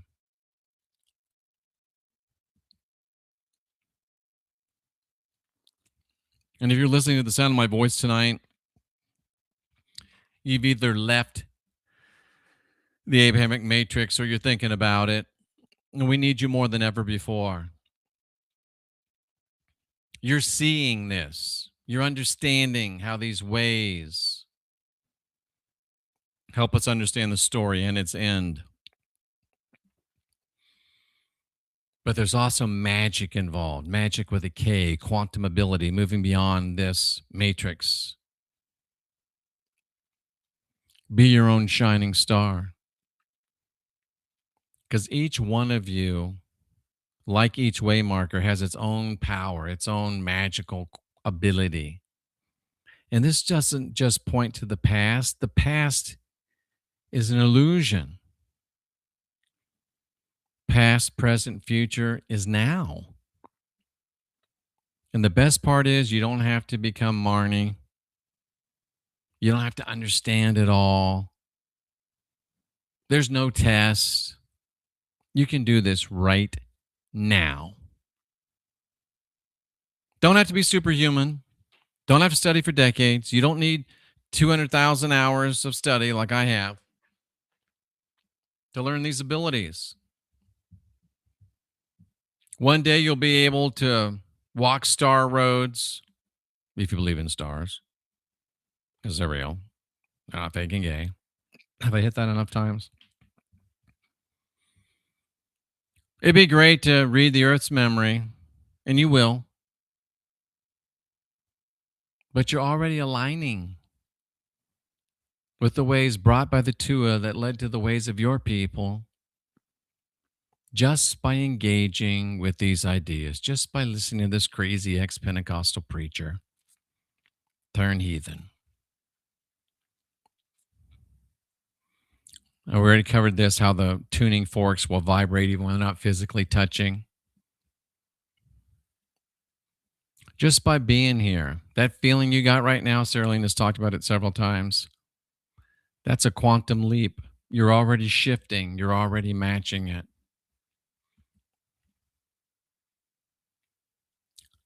And when you get back in contact with your ancestral lore, when you awaken it, when you become aware of your bloodline, it'll give you the courage to leave the fire, step into the blizzard, knowing that it's going to be okay because you are the fire. You take it with you. And cold plunging really helps. Has this resonated with you? If it has, I'd love to hear your thoughts. All your questions are welcome unless they're rude or uninteresting. Please share with the people that came to your mind. Thank you.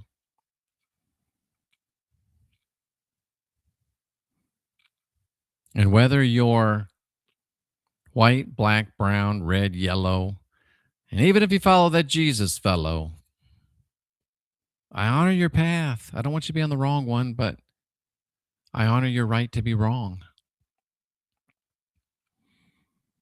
But the time will come where you're going to have to reap what you've sown.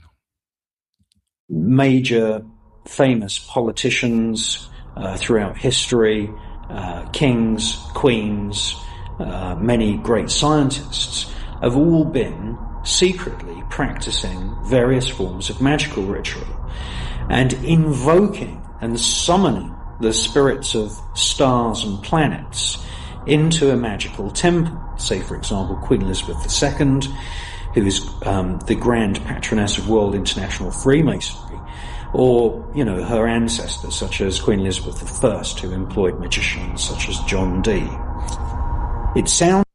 It's real, it's powerful, and they've stolen it from us. So take this for what it is and hear the truth that's mixed with the nonsense. It sounds weird. It sounds crazy. Many people cast magical ritual out of hand as being unscientific. But the greatest scientific minds of recent generations, such as Sir Isaac Newton, took magic very, very seriously. In actual fact, magic is the root of all modern science. Now, there was a book published in the 1800s called The Celestial Intelligencer, and that is a sort of form of a grimoire. Grimoire is a magical textbook, and there are many grimoires, and many of them have their roots in Kabbalistic and pre-Kabbalistic traditions of magic from ancient Israel and Palestine. We're pre-Kabbalistic. Jack Parsons had a lot going on until he got off the path. So just because some people have really messed up magic doesn't mean magic is all bad. Have you ever been to a restaurant and had a bad meal? Are you still eating? Come on. Let's think a little bit. I'm not sure that we're supposed to be able to see what I'm about to show you. Oh, let's see it. Here's our globe, by the way. Yeah. Why is it that North Korea has so many blue roofs? And I'm talking on strategic, important buildings, too. Not every home, but factories, hangars. I'm talking government buildings. What if it's the only color they have? Now, I'm not saying anything about the color blue, but did you know the color blue, all color has a different frequency, right? Mm-hmm. You know what the frequency of the color true blue, like the bluest blue, like when the sky is that blue, you know the blue I'm talking about? The frequency of that color is 666 hertz. Boom. A good number. Did you know that? Nope. Terahertz. 666. Now, you do know, on a totally unrelated note, that laser beams, depending on the color of the thing they're lasering, can and can't destroy it based on its color. That's totally unrelated. I'm just saying. No. Did you know that? What? Now, you saw the video out of Maui. You saw the videos out of Northern California. You saw the blue stuff laying around. Coincidence? I mean... And side note, you know how during the lockdown, like every country did it, right? Do you think that's indicative of global convergence of power and control? Like I'm talking, if every country, it's like the Antarctic Treaty. Every country signed it, despite being competing with each other and it appearing like we're separate entities to these other countries. They all agree on Antarctica. They all agree to lock down and mandate certain things. Mm. And you don't think there's a hidden hand that's controlling them all at the very top? The Bank of Central Banks in Basel, Switzerland, which has its own police force, its own laws. It's its own country. Oh, hell. You don't think something strange is going on? And you know what just struck me? The earth is blue, isn't it? The earth is blue, isn't it? This is the coming great deception. Yeah. This will change everything because... Okay, this guy is a coward. Even when I was a Christian, I asked him to debate and discuss many times. This is the coming great deception. Yeah. This is L.A. Marzulli, the coward L.A. Marzulli. But I want to close with something he says here to give us a perspective on exactly where we're at today.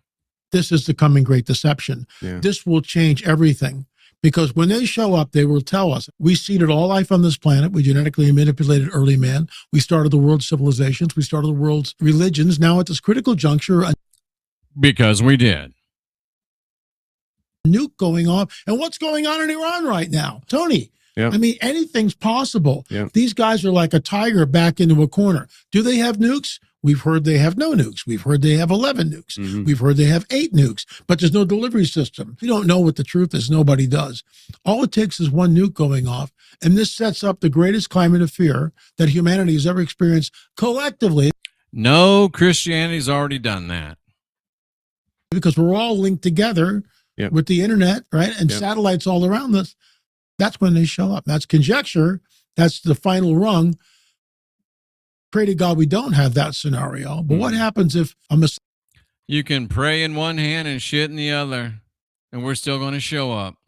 78th year of the Roswell event, July 8th. What if Trump stands up and goes, "We're not alone in the universe"? Yeah. Bam, game changer. Where's the church? Will the men please come forward and receive the morning offering? We're like, 30 years behind. It's very sad. Yeah, I mean, the church, I 100% agree that there's a lot of churches that are not ready to deal with this. And there's a lot of reasons for that. One of them is that we have really devoided ourselves from any kind of supernatural understanding. Oh, completely. It's just sanitized. Yeah. And so when you wipe that from your theology, your teachings, actually handing that down to the people attending your church and stuff, when this happens and this information comes out and they say, we're not alone anymore. This is us coming back, and then we're already seeing the signs. The universe. As a Christian, your response should be, no duh. like scriptures shows that when they talk about NHI. And rabbis already told you that there's non-human intelligences, and they came and invaded. And these Christians, and you dummies followed them. That are going to be confused. They're like, oh, what do we do with this NHI thing? No duh. Scripture talks about that. But without the proper framework, it's going to lead to a lot of confusion. And I think that there's people like you and maybe even myself with our platforms that hopefully can serve as a landing spot for education, I suppose, like understanding, that, listen, I'm definitely not like if these two are the blind that are leading the blind, the good news is they're going to wind up in a ditch. And maybe we'll just throw some dirt on them.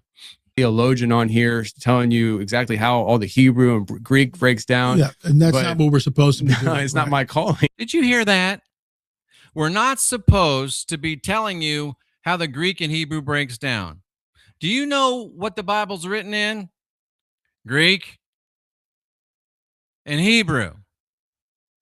Oh, but we're not supposed to be breaking that down. No, because if you break it down, then everybody knows you're broke down.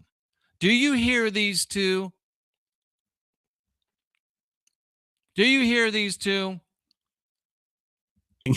But, what I've done is I've documented that there's a lot of strange things that people have been experiencing for a very long time. Mm-hmm. If you can come to understand that, you're going to start having a framework for this. So let's close with this. 2 Thessalonians 2:3. Are you ready? Forget this is in the Bible.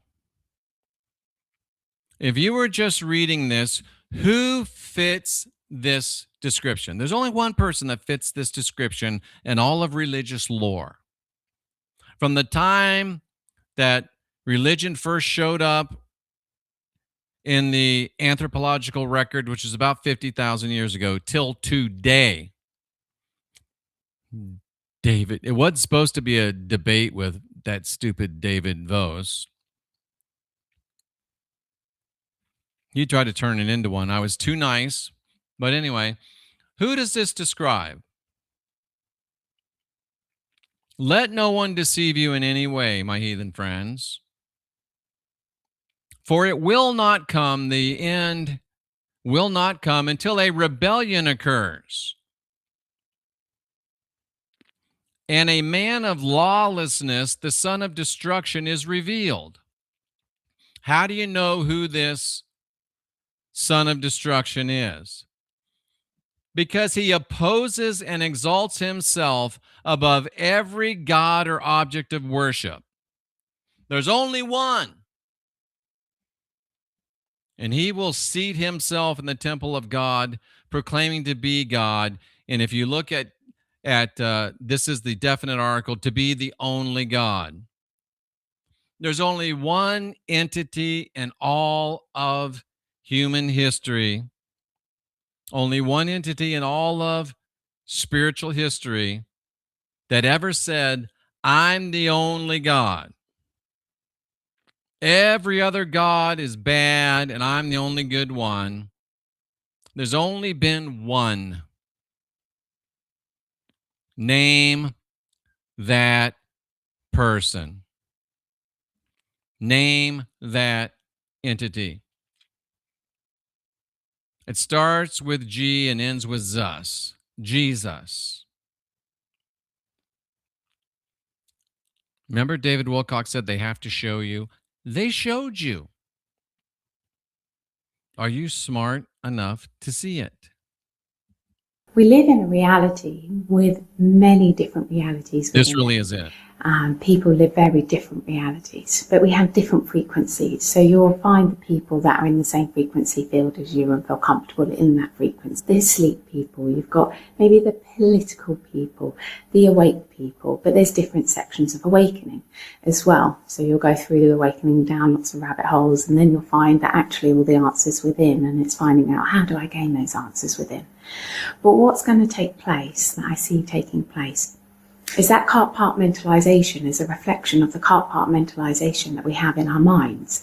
And what's taking place is that people are healing. So the mental mind and the heart, the energy of us, there will be one reality where we're working with one reality.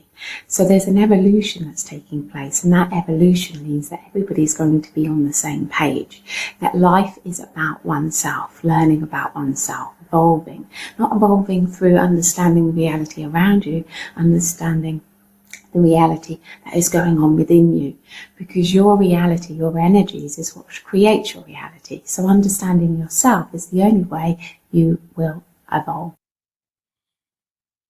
And she's right. There's going to be one reality, because there really only is one reality. There's only one reality. And the question now, that's Becky. She's been on the deprogram before. I reached out to her, but I'm a little radioactive now. So I don't know if she'd want to come back or not, but she's certainly welcome. And she seems to be a lovely person. I never met her. She's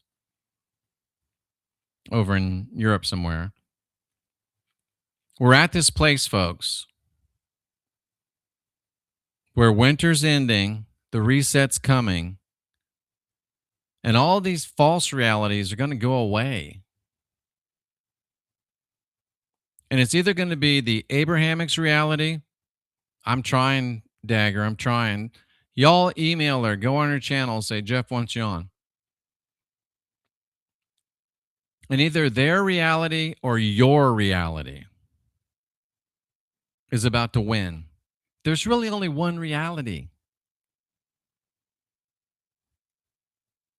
And you're the only one that can decide which one you live in. I think I might have one more, but that's it. Apparently, former head over at OpenAI has come out and said that they have built two, working on a third location where they're actually opening up portals and summoning, he used the word summoning, aliens through portals with AI. I'd like to see his receipts on this, but it doesn't really matter. It doesn't really matter. Let's just get to what he's saying, that there's somebody's trying to open some portals to bring some people back in. This underlines my belief that he who shall not be named has closed their portals and they can't get away. So they're busy trying to get some new portals opened. I don't think OpenAI is doing it, but be that as it may. OpenAI. That is something that he said that OpenAI themselves are doing, not somebody with using AI. He's saying OpenAI, the company themselves, have, I think one was in the US. I forget where the other one was.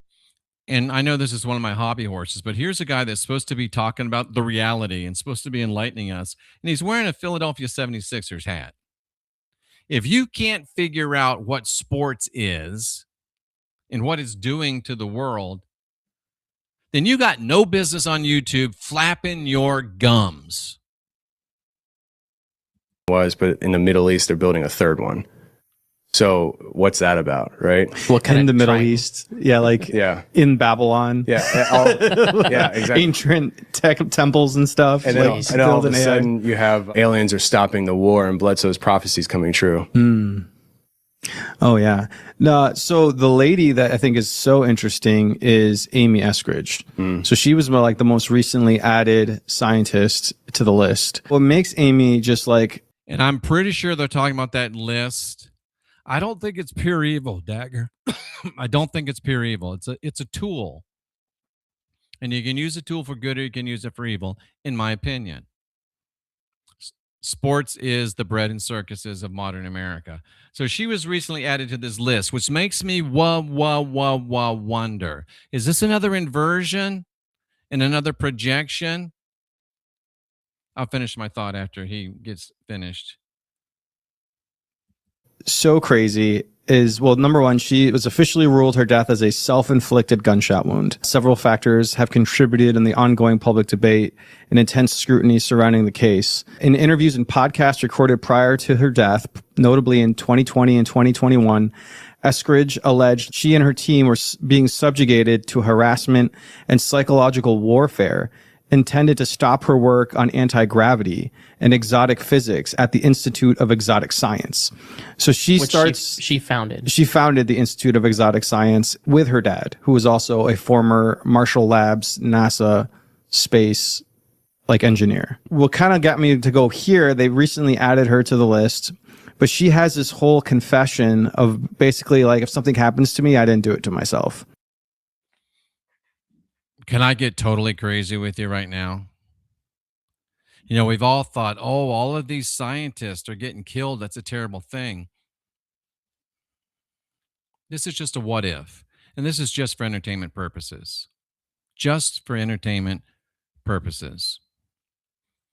What if, and you notice it was NASA, you noticed it was the military industrial complex that these people apparently seem to be connected to. And they're all dying because, in this guy's estimation, I have no idea who these are. I think that was the Jughead that was interviewing the other Jughead, Marzulli. What if they're trying to bring anti-grav technology? We already had that technology. It was already perfected by 1946. So what if they're opening these portals because he who shall not be named has already closed them all? They're trying to open new portals to let these aliens escape or bring more aliens in of the Abrahamic variety. And what if, and this is just a what if these scientists are being taken out because they're involved in trying to create new portals for the aliens to get back in or to get the hell out before we run them all down? What if not only are they being put on this list because they're trying to bring in reinforcements and they're trying to reverse engineer the technology we already had, and it might help create a broader conflict? What if it's an inversion? And I'm just asking. See, again, that's seeing the good even in the bad. Because, if you're fighting an enemy that wants to kill you all, it's not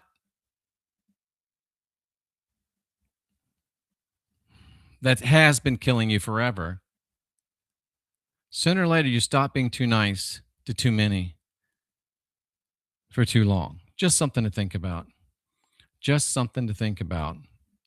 I'm going to try to stop sharing this and see if I come back. I did not come back, and I don't know why.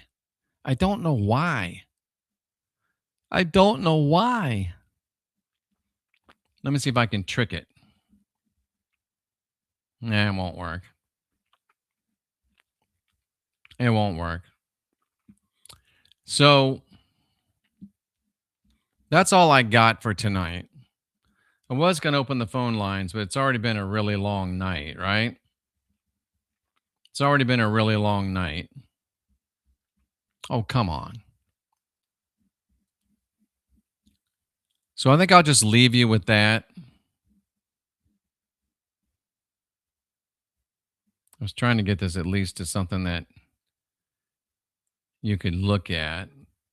That'd be more pleasing than a blank page. How's that?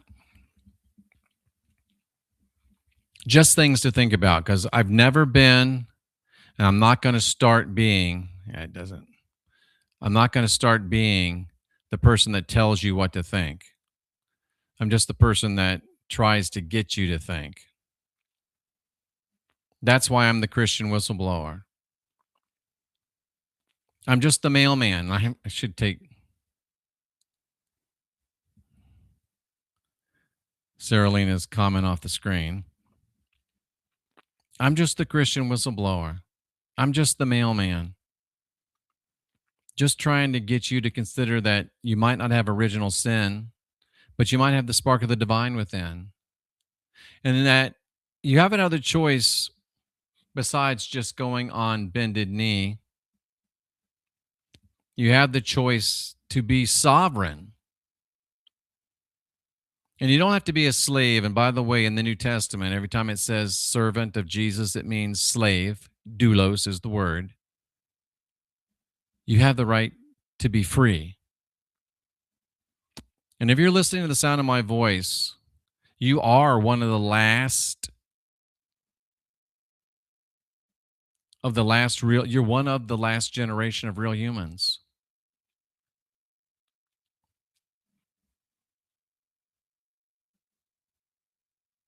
And this world is going to be better than it's ever been. Mainly because we're realizing who we are.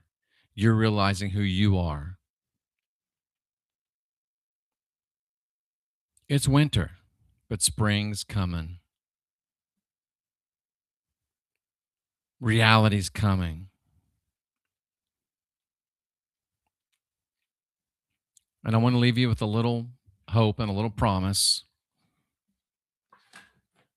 Because even the kosher disclosure says that the wealth of the wicked ones is laid up for the righteous ones.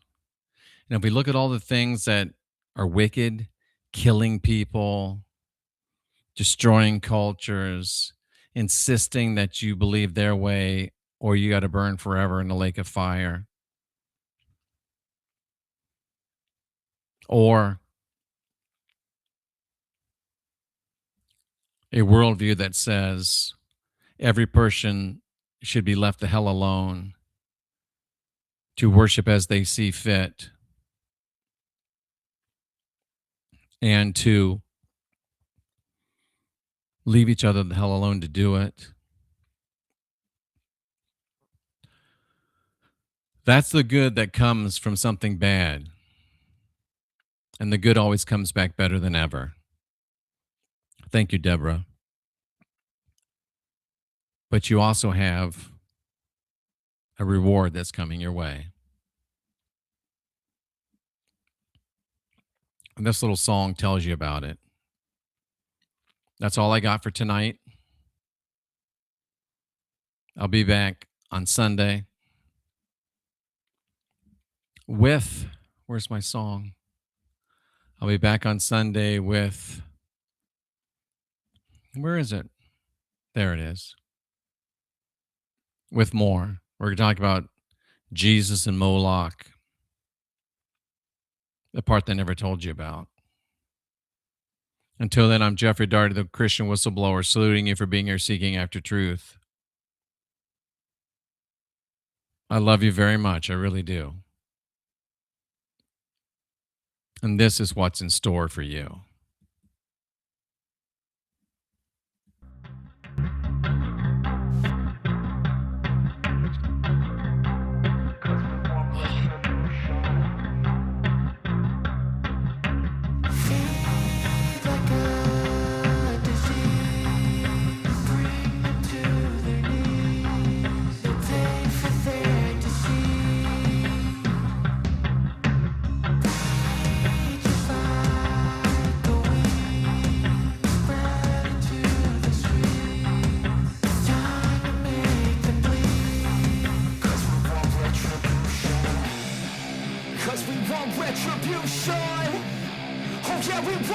retribution.